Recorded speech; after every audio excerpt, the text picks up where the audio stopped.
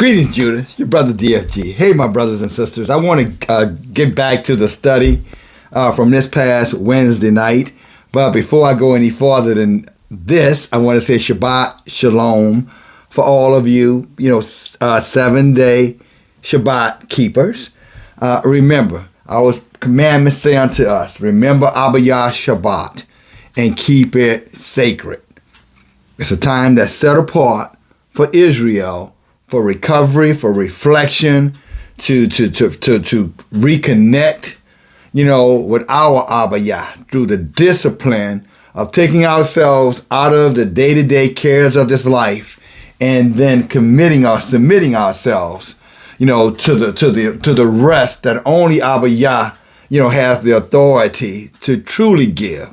The rest of, again, restoration, the redemption rest, the reconnection rest, the strengthening rest. So, Shabbat Shalom again to you, my brothers and sisters. But as we mentioned, or as I mentioned in the last message, we had a very insightful Bible study. We went into the depths of the importance of the Torah and why Abba Yah's word, is held in such a high regard by Israel. Because inside of Abba Yah's Torah, there is life for us. Inside of Abba Yah's Torah is direction for us. And inside of Abba Yah's Torah, again, is discipline. It shows us how to live together as a community, one. Like how you say 5 fingers, on one fist. You can, like Malcolm said, if you hit them with your fingers open, you can get their attention, but if you hit them with your fingers closed, you can knock them out. And Abba Yah wants us to have the strength of the fist, that type of power, because he knew that we would have to dwell amongst our enemies. And so when you look at Abba Yah's Torah, my brothers and sisters, it is sacred text. It is a text that is eternal. The Torah goes on until Abba Yah returns. And I suspect when we go into the renewed earth and the renewed heaven, that we will still be living by the standards of Abba Yah's Torah. Generally speaking, a lot of the things that he warned us around the heathens and the evil, I think we'll be pretty secure because he's going to have dealt with them, severely. And those who survive, the storm to come, the soon storm to come, they will be under, the control of Israel. They will be our hand servants, our maid servants. In essence, they will be the equivalent of indigent servants. Some would say even slaves. And that's okay too. Because whatever slavery that Abba Yah has, in store for them, it will be nothing like the viciousness that we have seen with these people. But it will be consequences for them to pay. In essence, the word says what it is. They're going to get double for their trouble. So for you heathens out there and strangers out there who are emboldened because you think that you're in your time and you can do whatever you want to do as your ancestors did, just remember, you follow me? That old saying, you can give your life to man, but your ass belongs to Abba Yah. Now that's kind of to the hybrid mix in that statement, but I think it works for purpose. But back to the subject matter at hand, the Bible study, brothers and sisters. It is a time that we come together and we assemble ourselves because we want to learn more about Abba Yah in these last days. And we know there's no better way to learn about him than through, studying out his Tanakh, or Hebrew Bible. The liars called it Old Testament, or at least the deceivers, to try to throw us off. And I won't call them necessarily liars, but they were being very clever and deceptive in their words, because they knew if they said old, then it would be easy to influence us to walk away from it as though it was antiquated, no longer necessary, which is a flat-out lie and deception. But we study out, the Tanakh, and then we study out Abba Yah's Torah, his disciplines for Israel, to make sure that we're the best that we can be. And then we go back and we look at his apocryphal books, the hidden books that connects a lot of the dots, in, these books, so that we will know, again, where we stand and how these things came to be. But the study in and of itself, let me say one more thing. We come together every Wednesday night at 7 p.m. Eastern Time, and all are invited to sit and listen in. After 45 minutes of Bible study or Tanakh study or scripture study, Torah study, Apocrypha study, then we open up for questions as relates to the subject matter for which we were studying. And again, if you come with a humble heart, you want to learn because you don't feel like you're learning in wherever you are, your churches, your synagogue, mosque, or nowhere, your house, on the street corner, wherever you may be, and you feel like you're not learning, and you know that these are evil days and your time, man's time is running short, and you don't want to be destroyed, then this is an opportunity that we extend to you to join us and learn about yourself, learn about, your creator, the one true Elohim, so that you might be able, to save yourself and possibly save those that you love. You could be the seed that starts to grow for everything that you love in your household, your family. But the time is short, and your brother would be lying to you, if I told you you had a lot of time. If the signs of the times are everywhere, brothers and sisters. Just look around. If these heathens have their way, before long, we'll be more like artificial intelligence than human beings. Totally controlled, just like you control a drone, or better said, a clone. But again, that's a conversation and a teaching maybe for another day. But we were teaching in 2 Maccabees chapter 7 about a mother, about young men, about an elderly, gray-headed man, and how they took a stand for the Torah.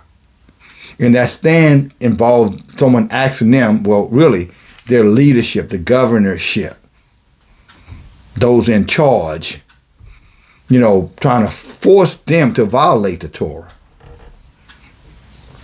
And these men and mother and sons and elderly guy as well all lost their lives. They lost their lives with cause. They didn't lose their life without a cause. They lost their lives with cause. And if they had to give up everything for Abba Yah's Torah to obey what they could obey, brothers and sisters, and we know that Abba Yah is the same yesterday, today, forever. He does not change, and that's what I'm saying. I'm not quoting some other stuff somewhere else. Maccabees 3:6 says, I am Elohim, I am Yahuwah Elohim, I change not. So if the Torah stood, in their day, now it's probably like 100 and maybe give or take 180, BC. So it wasn't that long ago. This was during the time of Alexander, King Antiochus. Those people, you'll find those people in your history books. For those who want to say that somehow or another the Bible is just, something written by heathens and it's a make-believe book. Well, then if it's make-believe, then everything that those who say that, everything that they know is make-believe, because everything that they know that they would consider themselves educated from were probably written by them same people they're criticizing. I want to criticize us for having their hands in our book. Let me say that better. And I'm going to say this crystal clear. It's a damn lie.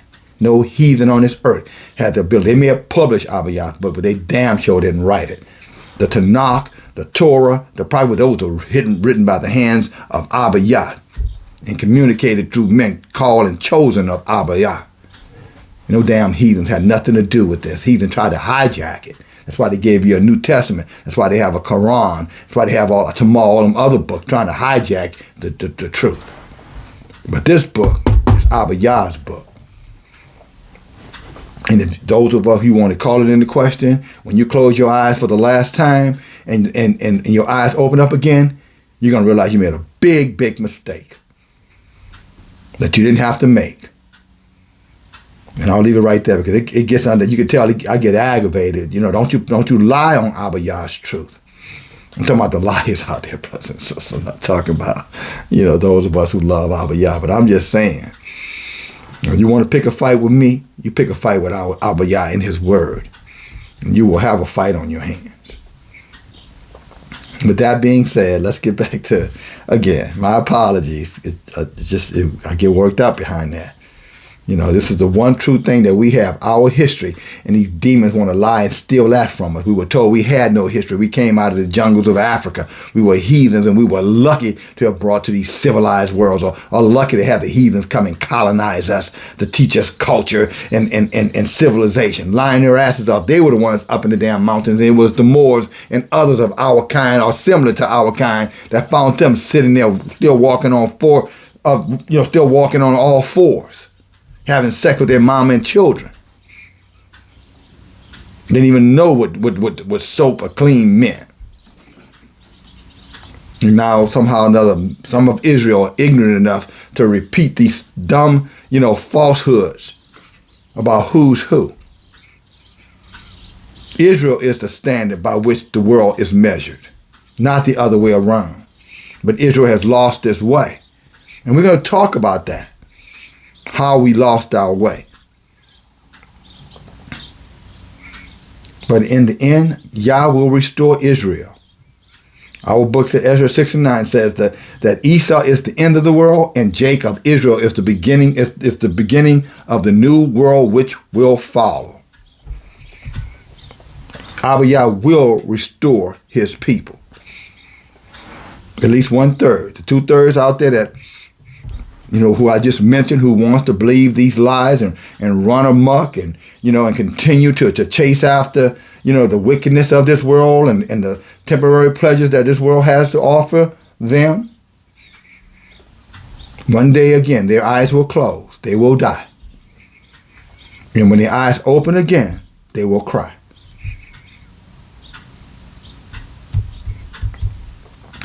But in the study, brothers and sisters,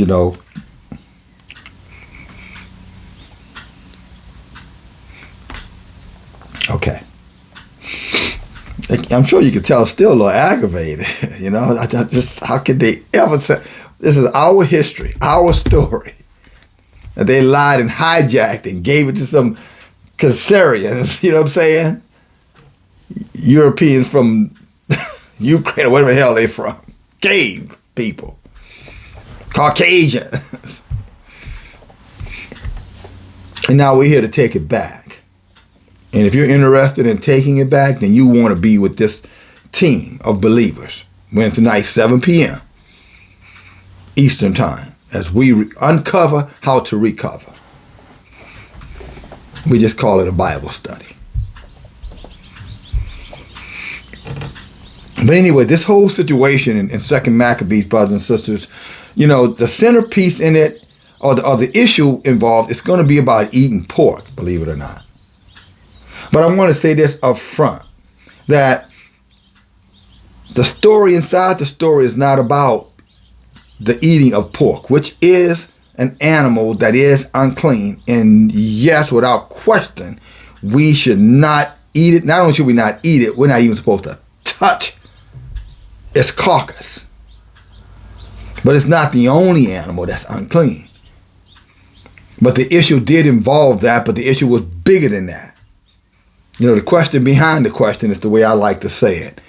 Was it about pig, or was it about the Torah?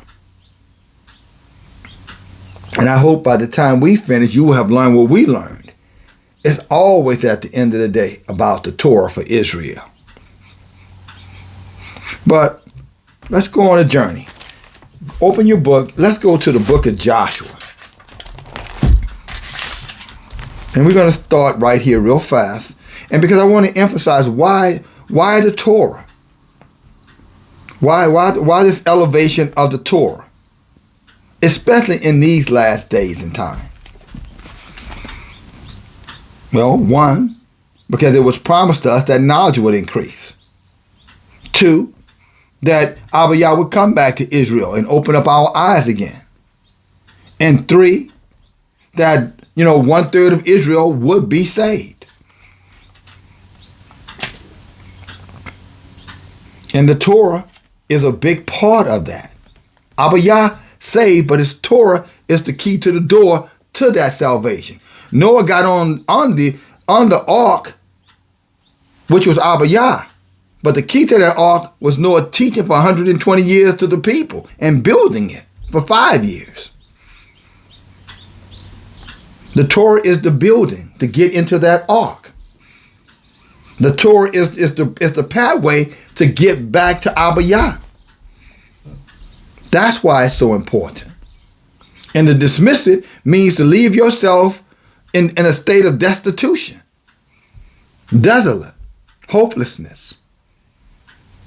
Because chasing religion and paganism and vanity and sorcery and whatever else they're doing, hoodoo, Satanism, it's only going to get you to where it's going to get you, to death. And then after that, it's going to have no uses for you. The only true salvation lies in the afterlife and restoration that can only be given by the one sovereign creator, Yahuwah. Anything else is just deception and just a distraction and ultimately a death sentence. Everlasting shame and contempt is what Daniel called it. Or at least, I'm sorry, it's what Gabriel called it when he was speaking to Daniel in Daniel chapter 12. One of the archangels. Gabriel would know. He would know. But let's turn over to me with Joshua in chapter 1. Excuse me, brothers and sisters. And we'll read this a little bit, and then we're going to go into the story, because I want to give you context. Context for which they were standing and how they knew that this was a must for their survival, obedience of Abba Yah's Torah, as it is for us today. And when I say survive, I'm talking about eternal.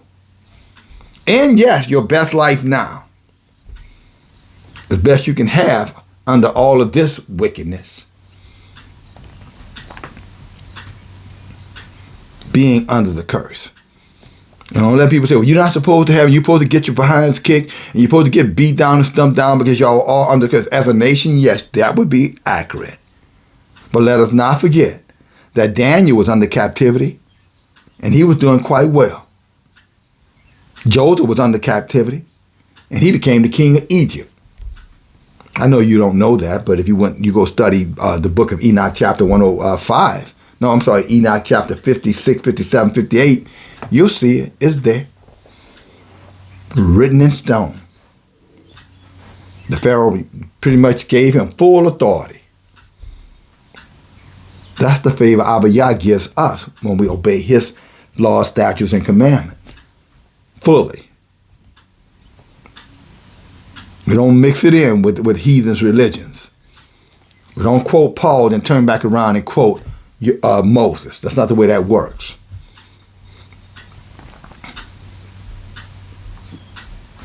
Can't serve two masters. Can't be in two places at one time. Either with Abba Yah or you with man. Abba Yah wrote the Tanakh, the Torah, apocryphal books. Many of them were assigned to, men of high regard in the eyes of Abba Yah. The New Testament was written by heathens, for the most part. Go look it up for yourself. Well, Paul wasn't no heathen. He was a Benjamin. Go look and see who they attribute those books that you think Paul wrote. Or at least you were told Paul wrote them. Why don't you look it up for yourself? Look and see who wrote the book of Acts. Was that an Israelite or was that a heathen Grecian who wrote it? Look it up. Not hard to find. Before we just start attacking us because you just taking things for word's sake and you didn't read between the lines. But they told you had the Holy Ghost so you would not miss anything. Well, the Holy Ghost is blind if it didn't tell you that. The New Testament, for the most part, was written by heathens.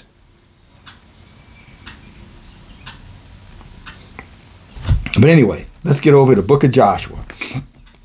Chapter 1, verse 7. Only be strong, and this is what Abba Yah is telling Joshua when Moses has passed on, and now he's given the leadership of the people to Joshua. And yes, Yah will have a leader of men, for us, brothers and sisters. And let's not shy away from that. If Abba Yah is going to use a man for a vessel, and you want to hear from Abba Yah, it would behoove you to be humble enough to say, what does say Yah? We want to hear from Yah. One of the things I liked about Enoch, one of the things I like reading about Enoch in Enoch's day, the one who was translated, the people would miss Enoch. When Enoch would be gone for a while, they'd be like, where Enoch at? The kings, the mighty men, the princes, the farmers, the agriculturalists, everybody. Where Enoch at? We need to hear a word. I'm talking about wealthy people, prosperous people. People who would do, had what we would consider great lives. But in all that bounty, all that bountiful living they had, all those blessings they had, they wanted to know, hey, where is Enoch? We need to hear a word from Yah. So that Christianity fool to tell you, oh, everybody can hear. That's not through the book here. That's the lie they telling many of our people. I'm sorry. I'm gonna keep calm, brother DFG. But that's Christianity telling you everybody got the Holy Ghost. You don't need no man between you and God. You can, there's no, you don't need no providence, not the provident church, but you don't need no intercessor. That I think it's in one of the 2nd or 3rd John. I don't care where it is, but I know it's there. In essence, telling people they don't need a messenger from Abba Yah. If that was true, this world would be in a total state of condition. And surely Israel, so-called Africans, Americans, we would be the most prosperous, the head of everything by now. The way we didn't chase after Jesus.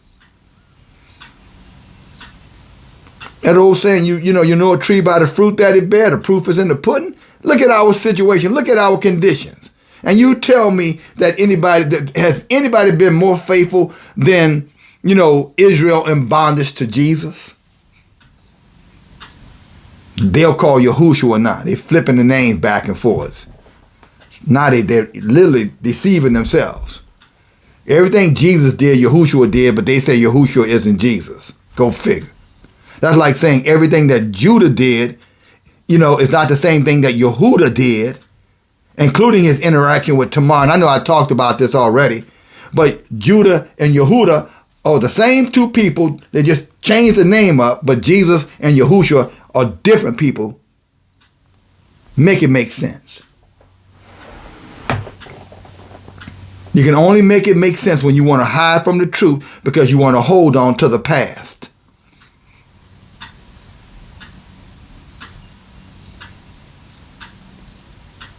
Stuck. Abba Yah said, I want you to be free. And they say, no, I want to be in religion. And I want that cross on my head. I want to carry that cross on my back. I want that whip. Make me feel better. What's the matter, Massa? We sick? That's what they sound like now. I was over there too, so I'm sure I sound just as pitiful as well, respectfully.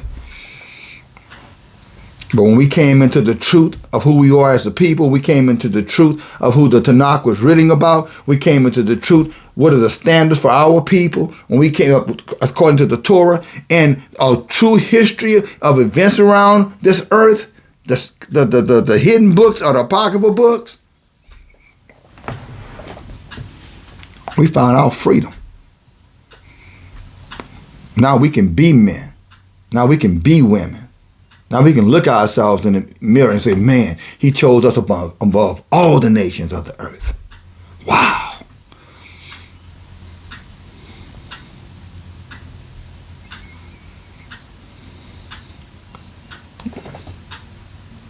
I guess that was for somebody. Joshua chapter 1, verse 7. Only be strong and be very courageous. Again, Abba Yah giving the assignment from Moses. Now he's giving it to Joshua, the next in line. And be very courageous that you may guard and do according to all of the Torah, which Moses, my servant, commanded you. Turn not from it to the right hand or to the left, that you may prosper wherever you will go. Isn't it amazing, brothers and sisters? All these prosperity preachers and all these prosperity teachers and all of these whatever. It's interesting that they don't quote this particular scripture here. I just read, I'm going to read it to you again. Because some of you might say, did I hear that right? Yeah, you heard me right. But let me read it to you one more time. Only be strong. Only be strong. And very courageous. And you're going to see that in Maccabees. You're going to see strength of character with the older guy. Well, I talked about that already. But with principles and values. And you're going to see courageous. And the older guy did say, I'm going to be a courageous example for the young men. That's in 2 Maccabees chapter 6. Start reading about verse 23, 24, 25, somewhere down up in there. I'll review it real quick when we go back over there. But I want to give you something to compare and contrast. He said, be very courageous, Joshua, that you may guard and do according to all the Torah, which Moses my servant commanded you. Turn not, Moses my servant, turn not from it from the right hand or to the left, that you may prosper,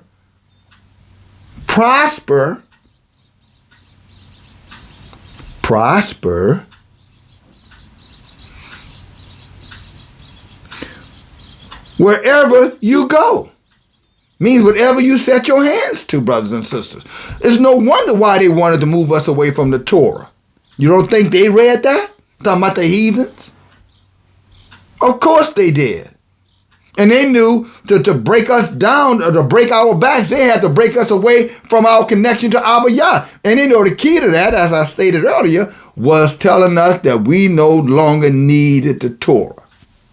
And they used Christianity and the other religions to persuade us away from the Torah.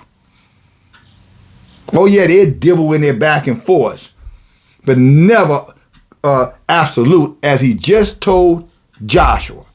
Israel, your Torah is absolute. That is your pathway back to Abba Yah. No other Redeemer, no other Savior, none of that stuff is what you need. You need me, and I left you a map and how to serve me so that you can be strong and courageous. It goes on, verse 8. And this cipher of the Torah shall not depart out of your mouth. What does that mean, not depart out of our mouths, brothers and sisters? Doesn't that line up perfect with Proverbs 28 and 9? When Solomon said that if we don't hear the Torah, Abba Yah won't hear our prayers are an abomination. Doesn't this line up with that? Think about Proverbs 28 and 9. And then think about what I just read here. Let me read it again, brothers and sisters.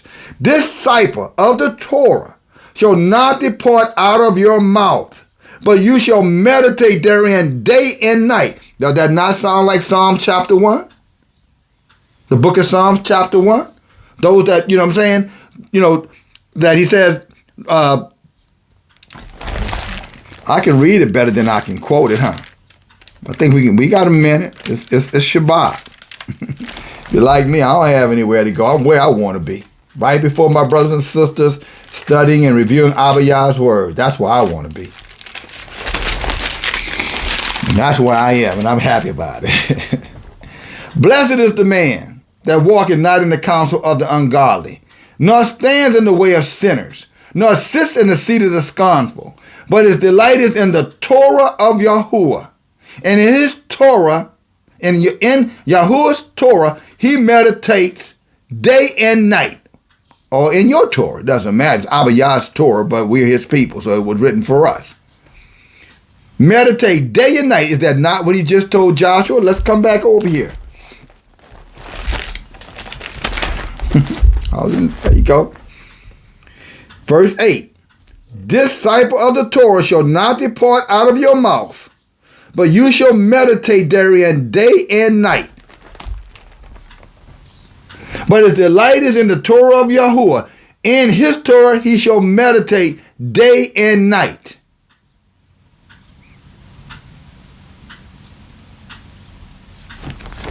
Proverbs 28 and 9. He that turns away his ear from hearing the Torah, even his prayer shall be an abomination. You see how important it is, brothers and sisters? And you see why that family took the stance? Are we going to read about that family that took the stance? Because we have to keep things in its context. They weren't just standing because of a pig or not eating pork. It was much bigger than that. But yeah, it was about that. But it was bigger than that. And we have to know these things, brothers and sisters, if we're going to grow, or if we're going to be, better said, prosperous. Not only in the short time we have left here, but for eternity. Everlasting life. A place that you cannot even imagine the glory of.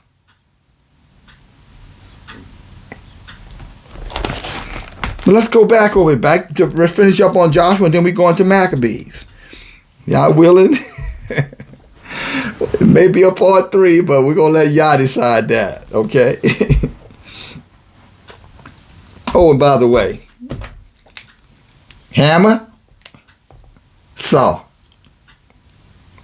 Okay, we don't open our book without it. We don't go to any lessons. We don't go to the video. We don't come to the Bible studies, brothers and sisters. We have a hammer and our saw. We come here to go to work. We're carpenters. We're building. We're building each other up as we get closer to the time of the return of Abba Yah.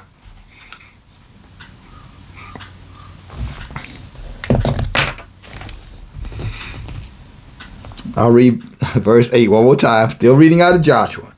And the decipher of the Torah shall not depart out of your mouth.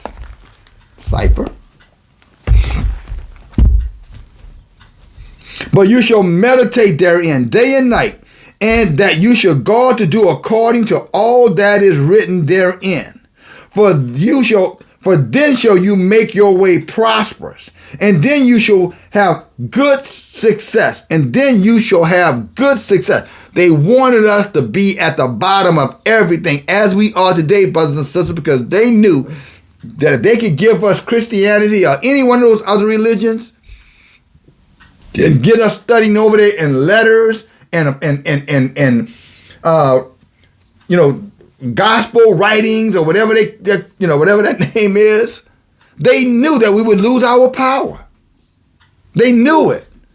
They knew to us it would be like kryptonite to Superman. If you guys, know anything about the Superman character, not quoting these heathen gods, but I'm just saying, Superman was stronger than anything until you brought some kryptonite around here, and then he was weak and feeble. Religion is kryptonite for Israel. For the heathens, it's their weapon of mass destruction. But for us, Israel, it's kryptonite. It makes us weak and feeble-minded. That's why we need to get out of that and come out of that and encourage our brothers and sisters who are still in there to get out of there. And that's why those of us who are out are telling and teaching and staying out.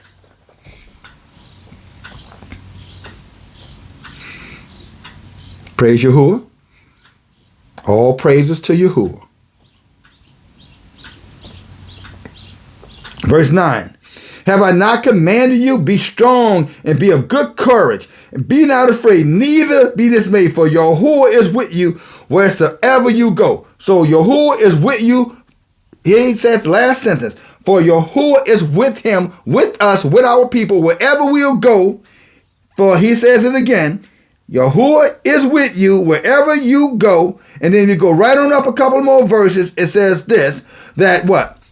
Do according to all the Torah which Moses my servant commanded you. Turn not from it to the right or to the left, that you may prosper in whithersoever you go.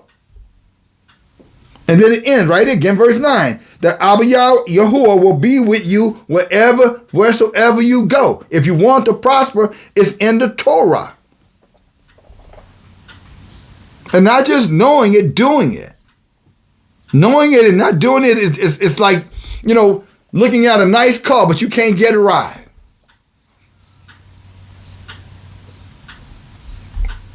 And you need one. Can't just be hearers of the words, brothers and sisters, is what we're saying. He said, this is telling you, do it as I commanded you. Meditate on it day and night. And do all that is according to as it is written. Right there in the book, brothers and sisters.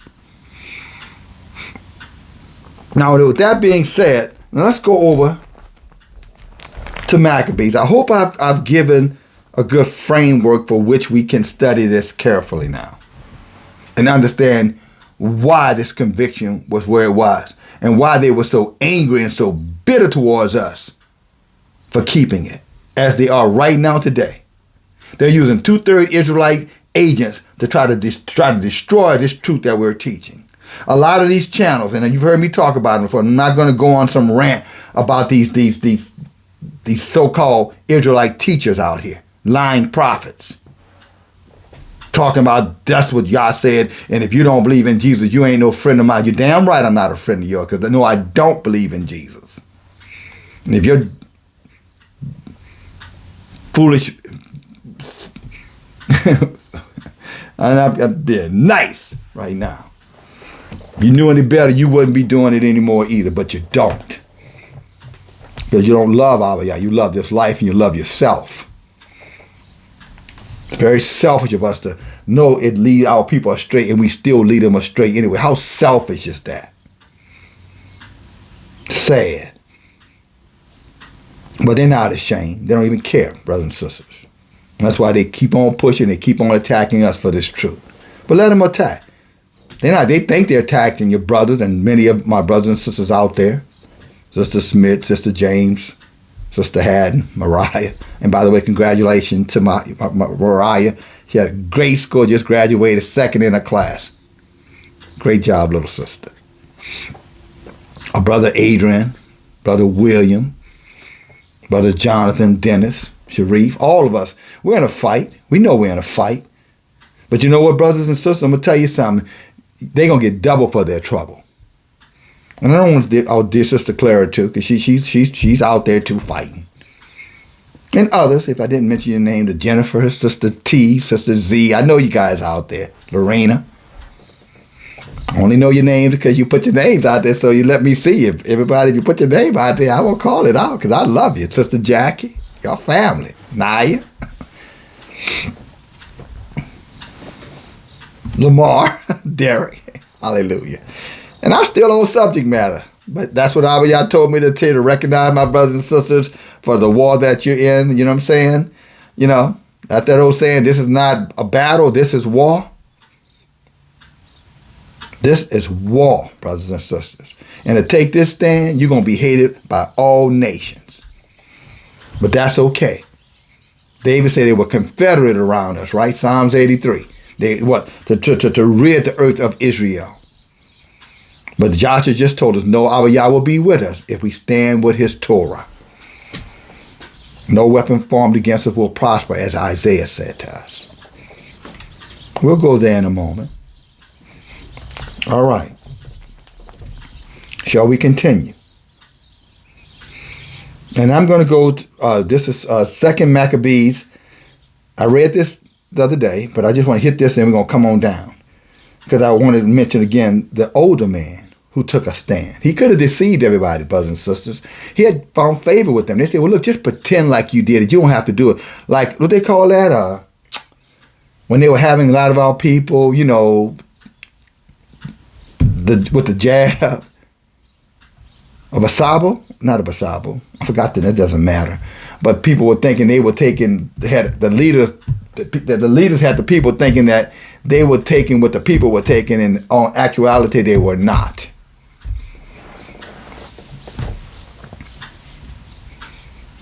And this man said, no, I'm not made of that kind of wicked heathen deception. Why would I ever give my people the impression that it's okay to do something that I'm not willing to do? And check at this, brothers and sisters. This is 2 Maccabees chapter 6, verse 27. And this is the older gray-haired gentleman talking. For all my brothers over 50, you know, raise your hand. All right. But, you know, way up for you, DFG. But just to show you need to be standing. You're not done yet. You're not finished. Again, this is not a battle. This is war. You fight to death. Verse 27, wherefore now, I'm sorry, it's 26. 2 Maccabees, chapter 6, verse 26. This is the older gentleman talking. For thou, for this present time, I should be delivered from the punishment of men, yet should I not escape the hand of El Shaddai, neither alive nor dead. Wherefore now manfully changing this life, I will show myself such as one as my age requires. I love that. Act your age. Boy, wouldn't that be a new message, a great message to be teaching to our older brothers and sisters. Time to start acting your age. Far too many of Israel out there competing, with 19, 20-year-olds. As though somehow or another they think that if they just get out there and do what they're doing, that their bodies will be preserved. No one, you're going to wear yourself out. You're going to look like old witchy poo and puff and stuff by the time you get 55 years old. Mark it. Talking to you 30-somethings and 40-somethings. Talking about living like that. The young people are not our competition. They're learning. We're supposed to be learned. They are learning. We're supposed to be learned. So that we can teach them as they are learning, not join them in folly. But that's not what's being pushed. You see old ass women like Mary J. Blige walking around here with skimpy clothes on like she's 18 years old and everything up on her body like it then took a break. Time out. Chest down. Like her body just said, time out. Time out. Her body said, look, throw the towel. And she's not the only one. Come a time, brothers and sisters, you got to just let it go. All right? Let it go. You'll be all right. Just take care of yourself. Eat good food. Follow the dietary law. Drink a lot of water. Get outside. Get some sun. Walk. Fellowship. Life and fellowship. Like-minded believers. Okay? Laugh. Tell a joke or two. Hallelujah. All right. Let's get back to business here. Here we go. Verse 28. Verse 27. Wherefore now manly changing this life, I will show myself such as one as my age requires, and leave a notable example to such as be young, to die willingly and courageously. Remember what Joshua just said. Or Abiyah told Joshua, be courageous, to die willingly and courageously for the honorable and the holy Torah. See, these people were in the Torah. They were studying the Torah. This guy doesn't sound like he knows about what Joshua 1 is talking about. And by the way, he was a scribe. He was an elderman of Israel. He was probably more like a judge inside of Israel. Highly regarded man. And he didn't let his position go to his head. He stayed humble.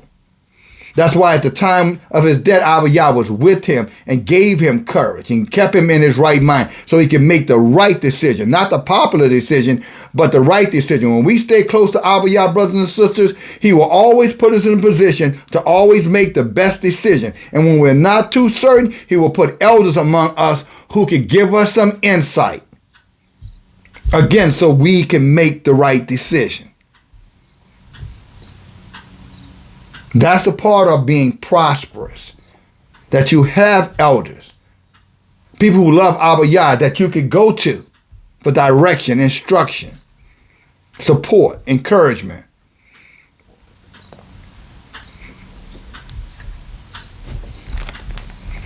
I'm sure when the book said, honor thy mother and thy father all the days of your life that you may live long and be prosperous, I'm sure Abiyah had that in mind. If your elders or your mother and father were in the Torah like they should be, they would be able to pass wisdom down to you as Solomon's mother did, because Solomon talked about it, what? In Proverbs chapter 1, verse what? 7 and 8. He talked about how King David and his mother would have been Bathsheba, spent time with him in the Torah,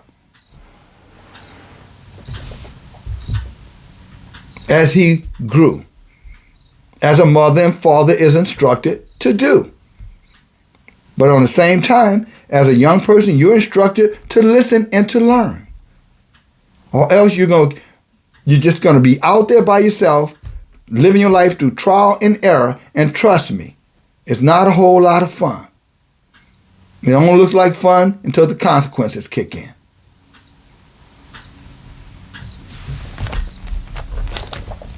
Just giving you some wisdom. That's all I'm giving you. I ain't trying to tell you what to do. Do what you want to do. Your life. I'm not your judge. I'm just a watchman trying to watch.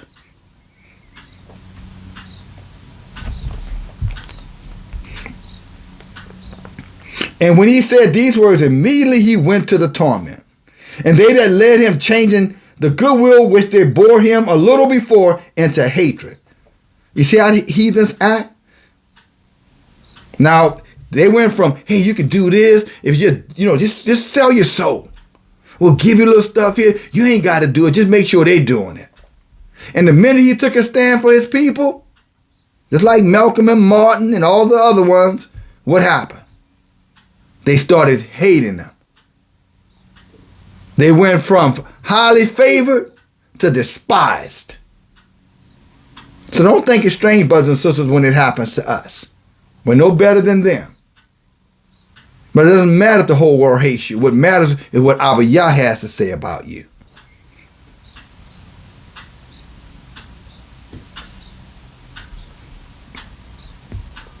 It doesn't matter. Young people, the same thing. So what if your friends think you are square, a nerd, a holy roller? Trust me, 20 years down the road, which, truth be told, I don't see that in our future, but just for the sake of this message, you're going to be the one. They're going to be sitting on the doorstep looking out there with 3 or 4 little babies, snotty nose, waiting for somebody to pass by and give them a little something. You're going to be the one who rides by, say, hey, y'all, and keep on moving. With a man of Abiyah or a woman of Abiyah, worthy transportation of one that's blessed, heading to a home that is a blessing. And then it'll click for them. But again, that's another story for another day. But young people, you too, don't let your friends pull you to where they don't know where they're going themselves. We were young once too, remember. We know. And many of us got pulled into situations and circumstances that, if not by the grace of Abiyah, we wouldn't be here talking to you today, following our friends who seemed to know where they were going. Oh, and by the way, many of those friends are no longer on this earth. To validate they had no idea where they were going. Yet it was blind leading the blind. This man took a stand like an elder should have taken a stand, and he cared about his people. And that's honorable. And then, because he took the stand, again, he's hated by everybody all of a sudden. All these heathens that loved him, now they hate him. And that's his brothers, sisters and brothers. Just a lot of my brothers and sisters, you guys are out there wherever you are, and some of y'all in these situations, and people stroking your ego, and you feeling like you're on the fast track to wherever they telling you they're going. I'm telling you, okay, as long as you're willing to continue to sell your soul and never see yourself as who you're supposed to be, according to Abiyah, then go ahead. But I'm telling you that when the day comes that you decide to take a stand up for yourself, you're gonna find out real fast. As they say, you'll find out the hard way. It's all superficial. It's all an illusion of grandeur. There's only one truth on this whole flat earth, and that is Abba Yah truth as it is written in his books that he dedicated to Israel. Everything else is just a mirage. It looks a whole lot better than it actually is what I'm saying to you, brothers and sisters. You're looking for sustainability, true enrichment, true empowerment, true prosperity, then Yahuwah in his Torah, Tanakh, and other books is the proper way to achieve it, to sustain it. It's like gold or silver refined. It gets better with time. You'll get better with time. And ultimately, you'll inherit the promise.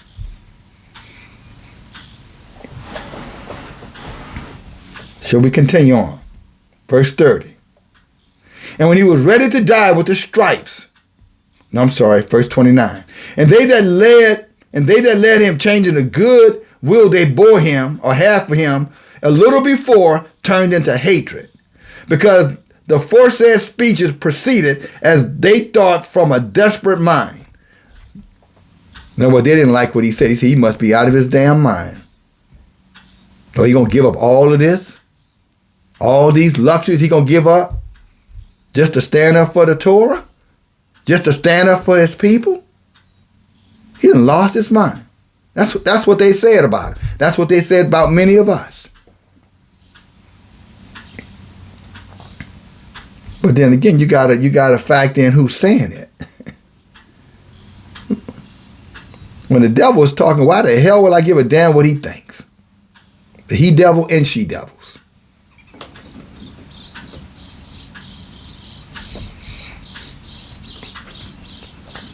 That's with an S, because there are many of them. Verse 30. But when he was ready to die with stripes, he groaned and said, it is manifested unto Yahuwah that has the holy knowledge that whereas I might have been delivered from death, I now endure sore pains in my body by being beaten. But in my soul I am content to suffer these things, because I fear him. Fear him who? So I fear Yahuwah. I fear Yahuwah and Yahuwah only. I don't give a damn what man can do to me. It's what he's saying. And that's the stance that our forefathers took, many of them. They were not cowardly. They didn't sell out. They didn't sell the people out. When Moses got frustrated with the people, and Yah was about to wipe them out, Moses said, no, don't do that, don't do that. I'm frustrated, and they're rebellious and stiff-necked and hard-headed, no question about that, Abba Yah, but don't kill them. Don't kill them. It reminds me of the two mothers, when Solomon first became king. And one of them smothered their baby, and they both had newborn babies, and one mother turned over on the baby and, smothered the baby by accident. I guess today we call that similar to crib death. And when she woke up and saw her son had, expired, she took him and switched him up with the mother who was laying next to her with her child. And then the next morning, when they woke up, the mother of the child that passed that night, perished that night, looked at the baby and was in distress because she thought she had smothered her child, and then she realized this is not my child. And she looks over at the other mother who's sitting there looking at her, pretending like she don't know anything about what has happened here. She said, hey, that's my child. This is your child right here. And so there was contention between the two mothers. So they had to go before the judge. And at that case, the judge, Yah had set Solomon to righteously judge the people according to the Torah, to the law, statutes, and commandments. And when they brought the two babies before, or the live baby before Solomon, Solomon asked him a simple question, what happened? And they both gave the same story. And Solomon said, well, here's what I'm going to do then. Since both of y'all saying the live baby is your baby and the dead baby is neither one of your babies, so let's just to make this thing right, give me the live baby, give me my sword, I'll chop him in half, you can have one half, the other one can have one half, and then, we're gonna move on. And as soon as he said that, one of the mothers screamed out, no, give it to her, she can have him. Give the baby to her. And Solomon, being brought up in the Torah, being given the wisdom of Abba Yah, he looked at that mother who said, no, give it to the other mother. He said, mother, take your child. And he told that other one, that part is not read, but I'm pretty sure if you come in here again with that kind of foolishness, the next time this sword is swinging, it's going to be slinging right at you.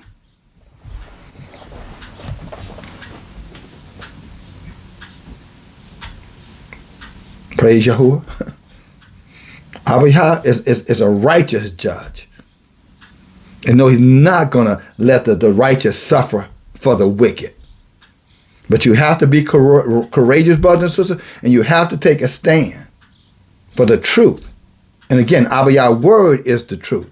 Everything else is just a similitude of truth, or a little truth mixed in with deception, or sometimes flat out ignorance. But for the most part, lies. Ignorance means the people just didn't know any better. But they're still being deceived. But this brother said, no, I'll take the pain. I'll do whatever I got to do. But these little things I got to suffer in this life to get eternal life, brother said, I'll do that. I can do it. I can do it. And then it says, let's go on, it says, and thus this man died, leaving his death for an example of noble courage and a memorial of virtue, not only to young men, but to everybody, all of us. Least we forget. And I think wherever this man is today, I think he's pretty proud of us. Wednesday night, remembering him. I know one of my brothers said he was thinking about the brother while he was, showered and getting himself together for his, whatever he needed to do. He said he was even thinking about that brother. And then Abba Yah brought that brother to our mind Wednesday night. Abba Yah brought that brother to us yesterday. Abba Yah bringing that man today. See how Abba Yah will honor righteousness, brothers and sisters?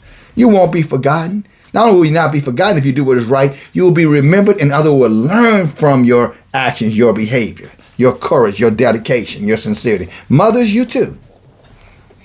That's what's in store for all of us. That's what's in store for you if you stand on Abba Yah's truth. But this Torah, as you can see, brothers and sisters, it is the measuring stick for Israel. And is the judgment for the world, the heathens.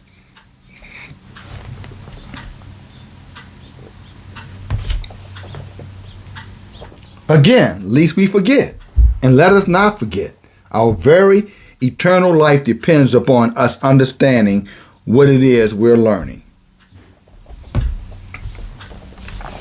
2 Maccabees chapter 7, verse 1. And it came to pass that 7 brethren with their mother were taken and compelled by the king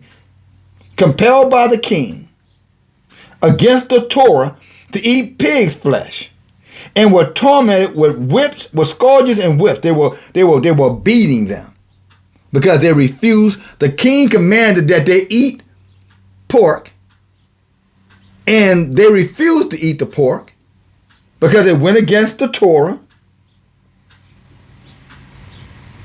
and they were beaten behind it, brothers and sisters. Scourge. That's like with a whip. I mean, like a whip with little pieces of glass and stuff in it. I showed a picture yesterday of a man who was scourged. If you guys remember. I won't show that again today for obvious reasons. But that's what your body looks like when you get scourged. It cuts your body up. The slices put little slice marks all over your body.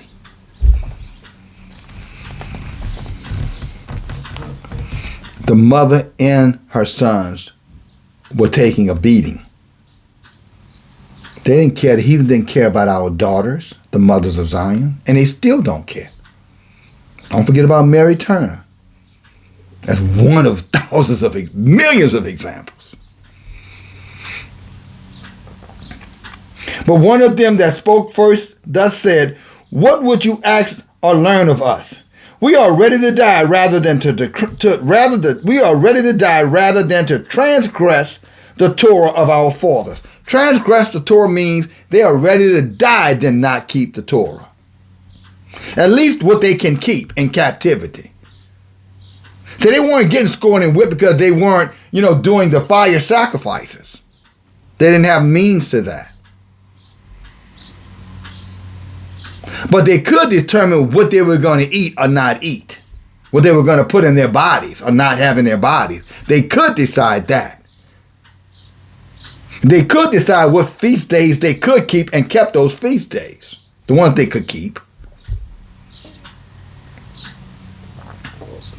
They could respect Abba Yah's Torah. And many other laws. They could keep, not sleeping with a man like they sleep with a woman. I mean, men with men, women with women. They knew hey, I don't have to do that. I can refrain from that. For the one or two things in our Torah that we really cannot keep, truly can't keep, there are so many things in the Torah that we can keep. And I'm bringing it out, brothers and sisters, not for bondage. We just read earlier. Did we not just read in Joshua chapter 1 that's how you be prosperous? If you go back and read Deuteronomy 28:1, brothers and sisters, does it not say, if we keep Abba Yah's commandments, blessed will we be in our bodies, blessed will our children be, we will be the head, not the tail, everything we touch will be prosperous, just like Psalms chapter 1 says, brothers and sisters. See, the lie they told us was that the Torah was burdensome. You can't keep the Torah. That's impossible. Well, thou shalt not kill. That's in the Torah. Should we keep that?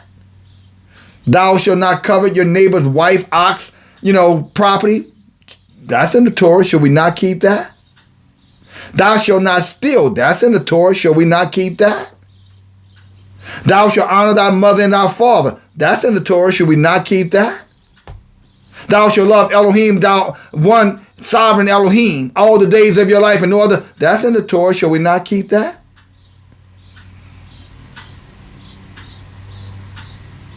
So this is convenience. This is teaching for convenience is when they tell us this, brothers and sisters. This is teaching for advantage. This is teaching to enslave us. This is teaching to manipulate us, brothers and sisters, to separate us from the gifts and blessings from our Abba Yah through obeying his Torah.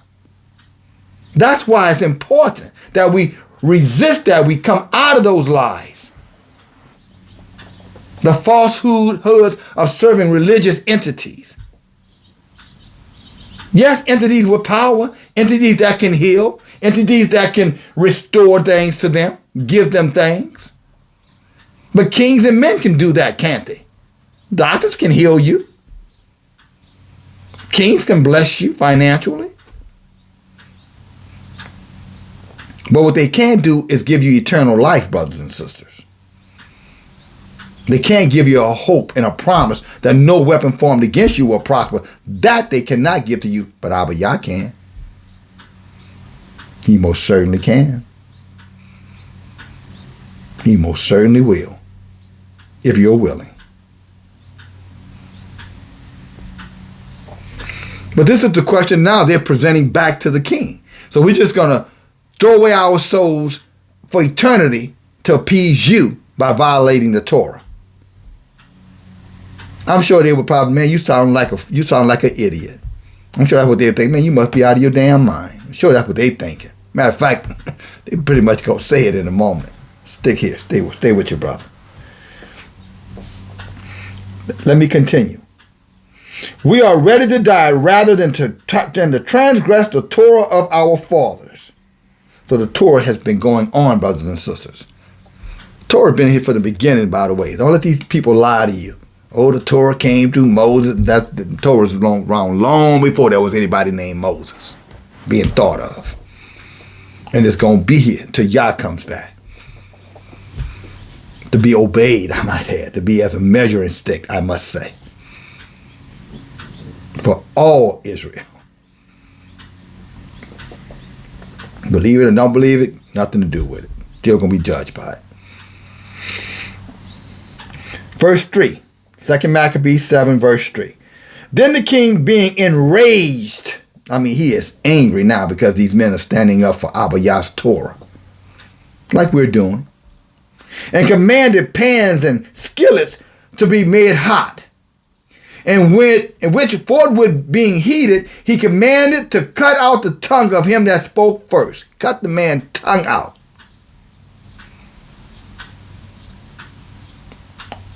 For talking back to him. Doesn't that sound like our enslavers here in the States and the islands, both Americas, North and South America? Doesn't that sound very similar to the treatment that was put upon our, recent forefathers over the last 400 or 500 years? Some would say even to this present day. But they'll tell you, oh, that was our fathers. We're not like them. We're changed. They lie. Given the right circumstances, put them in the right situation, you'll find out real fast what they will do. When they filthy, crooked, bigoted cops, shoot down one of our brothers and sisters, what did the heathen say? He must have did something wrong. He should have listened. Where are their parents? Never say, what did you shoot that young man for? He was just young. You should have been more patient. You should have been understanding. Because that's what they would say about their own kind. They make excuses for their own kind all the time for their wickedness. But when it comes down to Israel, all of a sudden, it's a paternity issue. A lack of guidance issue. The most vicious people on the earth talking about virtues and morals. Please.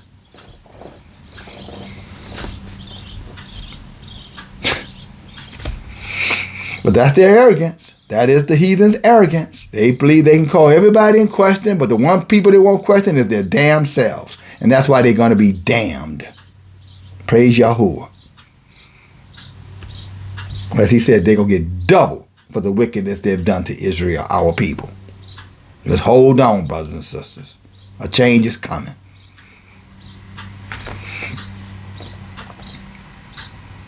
So he cut off his tongue and then started cutting off the othermost parts of his body. And the rest of his brother and his mother looking on. These heathens didn't even care that they were cutting this man's fingers off, ears off, nose off, tongue off. And I can assure you other parts of the body. Brothers and sisters, they would do that in the 1900s. And you know what they would do to our people when they would have their lynchings?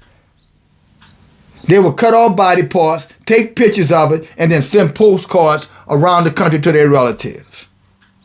And in other instances, they would literally sell the body parts of our people. This is not a lie. Just like their forefathers were doing 2,500 years ago, they were doing it right here in America less than 60 years ago, give or take. Think about Emmett Till. That was in the 1950s.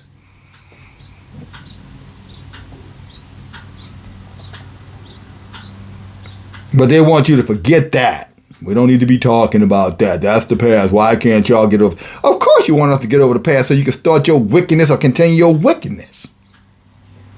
But what is it saying? Those who forget the past, brothers and sisters, let it be understood, are doomed to repeat it. For all my brothers and sisters that you are, brother, I really don't want to hear about that stuff. Okay then, I'm just telling you that they haven't forgotten. You can pretend or forget or walk away from it, but I'm telling you they haven't. They're waiting for the opportunity to catch you, as they say out in the streets. When somebody's trying to take advantage of you, they're waiting to catch you slipping. Not aware or unawares.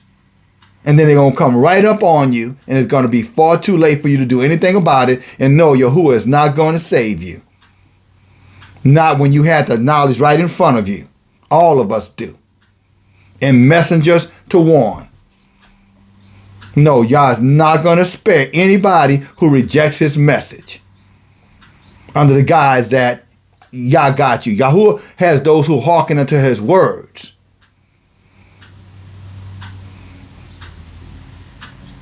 Otherwise, you're going to be desolate, and be careful because you're going to become a reprobate.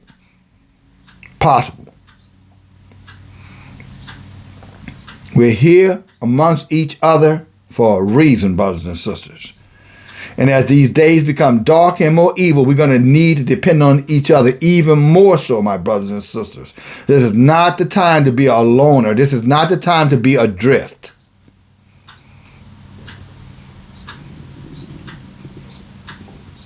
This is time for relationship building. Remember, I started in an earlier video. This can strike you. This can knock them down. We need to be this, united in the Torah as a people of Abba Yah, if you want to see the prosperity and the power that he can deliver through one punch. What did David say in Psalms 144? Abba Yah, teach my fingers to fight and my fists to do what? War.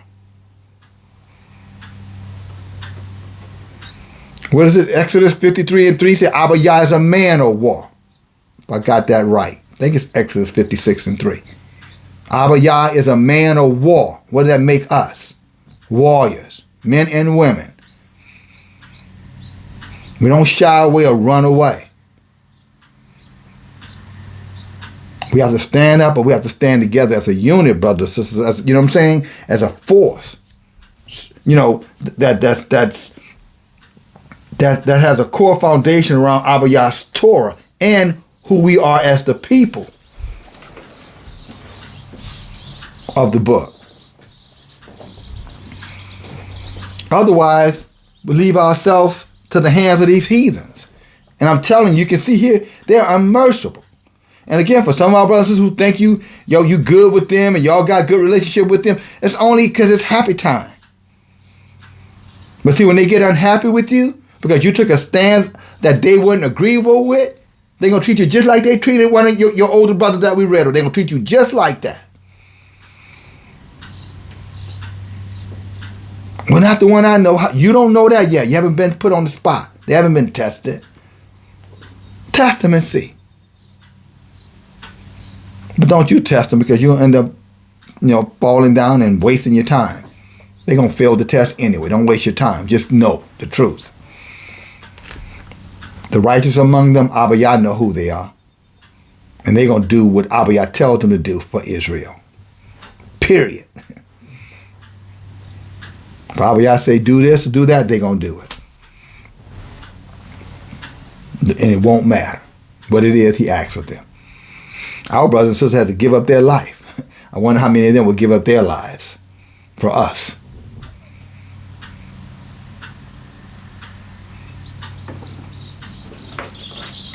That's something to think about. While you're always talking about how much you love them and they love you. Will they die for you?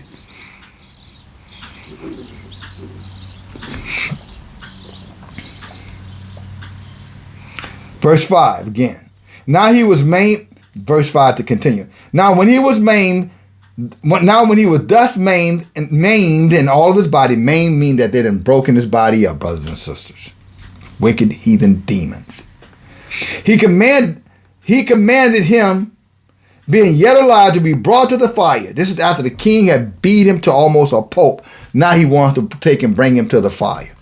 And again, I'm not going to show the pictures of it, brother, but I'm telling you, this book has pictures in it, brother, that's within the last 100 years. This book has many photographs of the exact same thing I'm reading to you all right now. The name of the book is Without Sanctuary. I'm telling you, and they took the pictures, not your brother. They took pictures. Those idiots left a record of what they did. And I'm telling you, brother, sister, they got all that in this book. Our people on fire, our people maimed. I'm telling you, this is a fact. And there are people who are still alive today amongst these heathens who were alive when this was going on. They're still here. They want to tell you that's the past and we should get over with. No, the ones who were perpetrators of this and those who were spectators of this, many of them are still right here in America, teaching their children the same hatred that their fathers taught them. Believe that. Because that's what they want you to not remember, to forget. And least we forget, remember, those who forget their past are putting yourself in a position for that same past to come back and haunt you. We don't live in the past, but we damn sure don't forget it. Or we be damned. Let me say that the right way. If we forget it, we will be damned. And I'm not going to be damned. And I believe I speak for many of you as well. Verse 6. And Yahuwah looks upon us, and his truth is in his truth. I'm sorry, let's go back a little bit to 5. Now, when he was maimed in all of his members, he commanded, the king commanded him, yet being still alive. Now, this man is not dead. He beat almost to death, but he's still alive. To be brought to the fire and to be fried, like cooked, fried in a pan. As the vapor of the pan was for a good space dispersed. They extorted one another with the mother to die manfully, saying this, while their brothers part and they were smelling the meat of their brother burning. They were encouraging each other, hold on, don't give up, don't give in. Be resilient, hold fast. If any of you guys saw that series, I think it was on Netflix about, Jeffrey Dahmer. If you remember what he was doing to the Israelites, if y'all remember him cooking them in the frying pan. Now, how long ago was that? But they want to tell you, that was a long time ago. This man was out in a nightclub picking up gay men, taking them home with him, and then having them for dinner. Not over for dinner, they were actually dinner.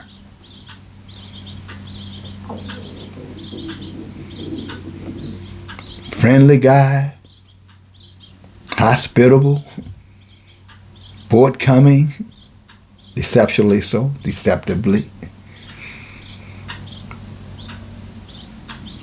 Looking like a little nerd, harmless.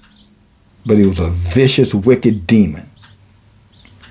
Least you forget, brothers and sisters.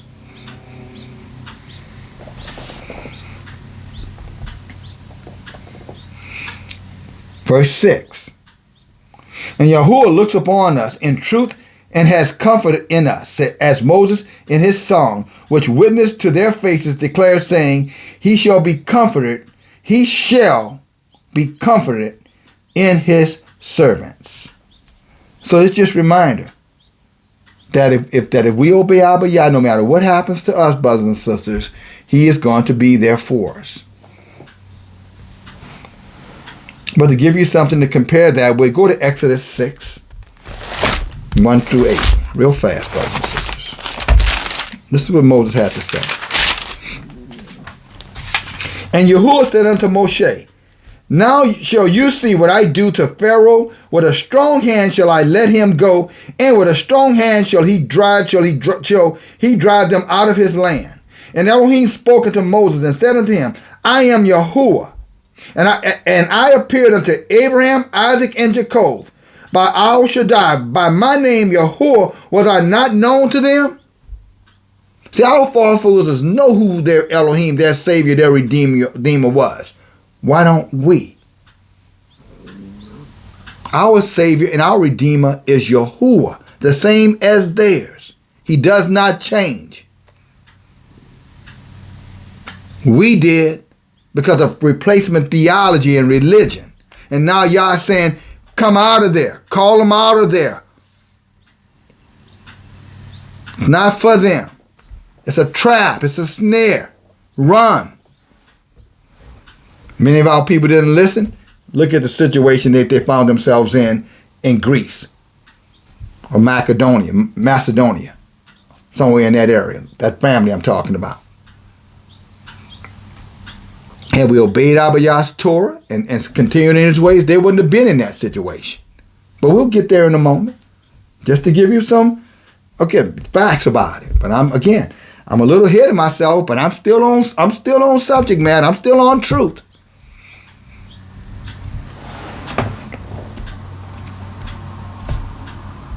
Exodus chapter 6, verse 4. And I have established my covenant with them to give them the land of Canaan and the land of their pilgrimage, wherein they were strangers. And I have also heard the groaning of the children of Israel, whom Egypt kept in bondage. And I have remembered my covenant. Wherefore say unto the children of Israel, I am Yahuwah, and I will bring you from under the burdens of Egypt. See, he's saying, if anybody going to deliver us from this burdensome situation that we're in, brothers and sisters, it's going to be Yahuwah. I know all these soothsayers out there, female and male soothsayers are telling you it's Jesus or Yahushua, Jesus by another name. They're soothsayers. You know what a soothsayer is? A spellcaster, a deceiver. Yahuwah is the way for us, as it is written in his Torah. That's why I'm reading from Exodus.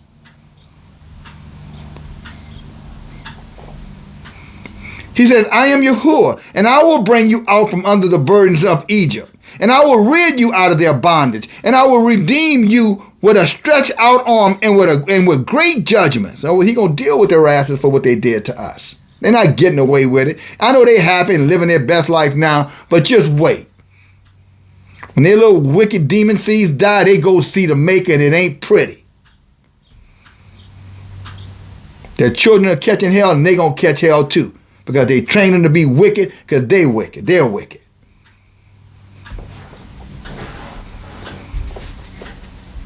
There ain't no heaven for a Gentile. Isn't that what Tupac says? There's heaven for a G? No, ain't no damn heaven for no damn Gentiles. Not the wicked ones. Nor their wicked seed. Verse 7. And I will take you for me a people, and I will be your Elohim, and you shall know that I am Yahuwah Almighty, which brings you out from under the burdens of Egypt. And I will bring you into a land concerning which I did swear unto Abraham, Isaac, and Jacob. And I will give it to you for your inheritance, for I am Yahuwah. And that's what he was reminding Joshua of. When Joshua was taking the people over into the promised. But like in 24, Joshua said they forgot. Y'all forgot. Y'all forgot what our elders went through. Go read that, Joshua 24. Write it down. He told them, y'all forgot about all this stuff that we went through. Just as our people today are forgetting or being encouraged to forget all the stuff our ancestors went through these last 300, 400, 500 years. Whether it be in the islands, Caribbean islands, South America, North America, and the continent, Africa, America, Australia included. Let us not forget the Aboriginal people and the slaughter of Tasmanians. When these heathens came and stole their land and conquered their people. Savages. To the point of the extinction. But there are many of us telling them, y'all shouldn't forget about that. Leave that alone. They're idiots. And you shouldn't listen to an idiot. Male and female idiots who are telling you to forget that. We were reminded. He said, did he not say this? Look at he said to them again. For next time somebody want to tell you, brother and sister, forget about the past, y'all are still in, then this is what you should recall. Again, Exodus chapter 6, verse 8. And it reads, and I will bring you into the land concerning which I did promise to give to Abraham, to Isaac, and to Jacob. That's not bringing up the past. That's not remembering the past. Is Abba Yah not reminding us of the past? Of his promises of the past? So why would anybody tell you not to remember the past? Except they were trying to deceive you. They were trying to con you, trick you, manipulate you, control you, influence you in a way to make you forget who you are. The savage, who the savages have been. No, let it not be said once in Israel. We will remember your harsh wickedness, and our Yah hadn't forgotten about it either.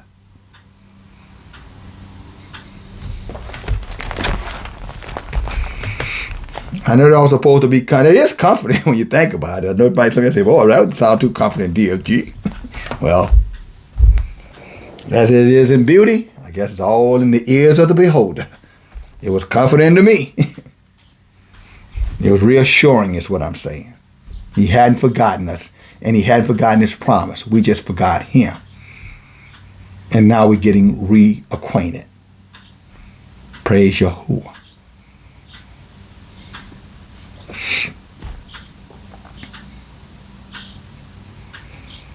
Verse 7, back second Maccabees, chapter 7, verse 7. And when the first was dead after this number, they brought the second to make him a mocking stock. And a mocking stock means they were making fun of the brother. Probably stripped him down, laughing at him, laughing at his body parts, laughing at her, well, it wasn't a she there, but the mom was there. Eventually they did get to her. But they were mocking him. These are the heathens, brothers and sisters. Oh, DFG, you need to be nice. Why is it when we start telling the truth, we get chastised by our own people about we're being mean and hateful? But they never say that about the heathens. You notice that?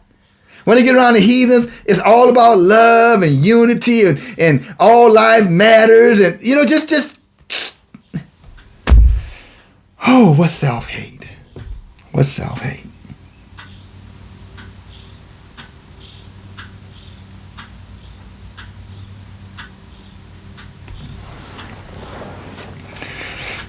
Verse 7. And when they were first dead, and after this number, they brought the second to make a mocking stock of him. And when they had pulled off the skin of his head, get this, brothers and sisters. I know you heard what I said. With the hair, then they asked him, will you eat the pork before we punish you throughout every part of your body? But he answered in his own language and said, no. That's a very powerful word that we need to learn, Israel. No. No, I'm not practicing, Christmas. No, I'm not celebrating Easter. No, I'm not being a part of Thanksgiving. No, I'm not going to follow any vanity of the heathen anymore. No. My answer is no. Problem with too many of Israel, we don't know how to say no. Especially when it come down to the heathens. You tell each other no quick. Nah, I ain't doing that. But when the heathens come over, well, I think I can do that. I'll be there. I'll show up. I'll stay longer. Yeah, sure, no problem. That's backwards. That's backward thinking. So don't do that. Love your brothers. Love your neighbor as you love yourself. Isn't that what we were told to do? And the neighbor amongst us who can't love himself, then he'll find a way to destroy himself, unfortunately. But your first and foremost responsibility to your brothers and your sisters is love each other. Means stand together. Not some mushy-kishy, can we go out on a date? That's not what it's talking about here.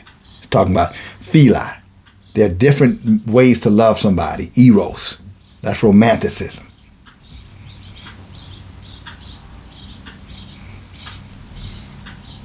But this is philia we're talking about. Brotherhood. But they want you to focus on agape love. Love everybody. Love everybody. God loved everybody. Lies. Let us continue on. Verse 9. And when he was at his last gasp, he said, with his last breath, you like a fury, take us out of this present life. But the King of the world shall rise up, who have died for his Torah. He will raise up those who have died for his Torah to everlasting life. See how important this Torah is, brothers and sisters? That's what this brother is saying to them with his last words. Say, you may take my life, but Abba Yah is going to bring me back up, because you know why he's going to bring me up to an everlasting life? Because I kept his Torah. I died for the Torah. I died for his commandments. I died in obedience. And I didn't let you tell me it weren't necessary for what I could or could not do. Isn't that what Daniel 12:2 talks about? Been over there right quick. I know you've been here before, my brothers and sisters, but maybe some haven't. And so for the sake of those who haven't, maybe this is your first time studying with us. Maybe it's the first time you're listening. If you're learning, thumb up the message. That's all you're doing, just so others can learn too. Daniel chapter 12, verse 2. It says, and many of them that sleep in the dust of the earth, that means that have died, including this young man, shall awake, some to everlasting life. And that's what he's talking about. Everlasting life. And if you want to have an idea of why that matters so much to him, the everlasting life, here's just a little small tip on the tongue idea of what it's going to be like. This is why this brother took a stand. This is why we take our stand. He says from the beginning, since the beginning, this is Isaiah 64 and verse 4. For since the beginning of the world, men have not heard, nor perceived by the ear, neither has the eye seen, neither have they seen with their own eyes, O Elohim, O Yahuwah, besides you, Abba Yah has seen this, what he has prepared for those who awaits him. If you read 5, and you shall meet him that rejoices and works righteousness, those that remember you in your ways. Behold, you are angry for those who have sinned, but for those who have done right, Abba Yah say, right on. Talking about keeping his Torah, not your righteousness. You read a little further on, he'll tell you about that. Okay, but we're not talking about 64 and 6. That's another day's study. But he's saying the beauty and the majesty. This is what this young man understood. I'm sure his parents had taught him the book of Isaiah when they were studying the Tanakh. That's why we study it. That's why we should be studying with our family. That's why we should be studying it as a community. So we can encourage one another, remind each other what's in store for us.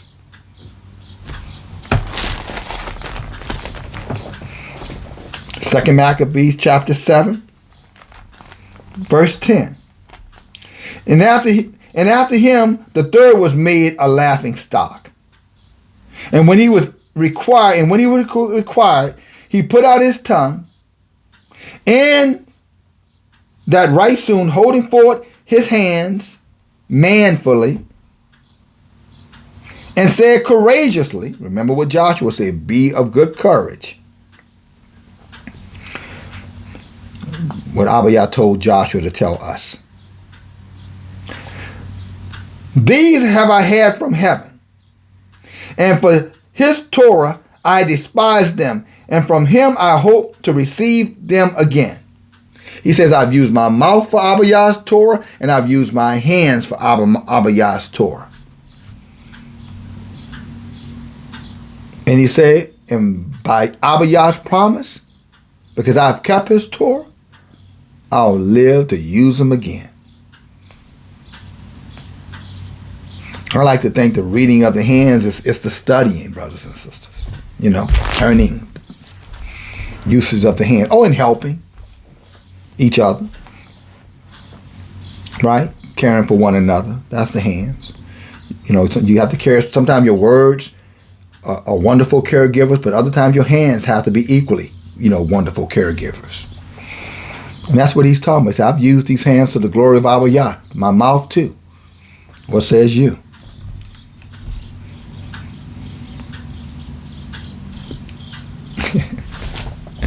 Brothers and sisters, I'm going to stop right here. Praise Yahuwah. So obviously we're going to have part 3. Y'all willing, to tomorrow. We'll pick back up. But I hope this message has been edifying. I hope you're learning. I hope you're using, your saw and your hammer. I hope you're sharing this with your family. I hope you're reflecting and meditating on this day and night. I hope you understand what's in store for us, the promise. And I hope you're recognizing too that the world is offering you, it's not worth the price of admission, the things of this world. That's going to perish away. Our Yah is going to destroy this stuff soon, brothers and sisters. Don't waste. We shouldn't be wasting our time, trying to figure out what tomorrow's going to bring. No, think about today. Tomorrow will take care of itself. Many are here today are going to be gone tomorrow. Seek Elohim while he can be found. Learn his word while you have ears to hear. Come together with your brethren while you have eyes to see where they are. Think about it. Think it through. With that being said, brothers and sisters, until we meet again, may Yah bless and protect you, and I hope you have a wonderful Shabbat. Talk to you soon. DFG. Bye now.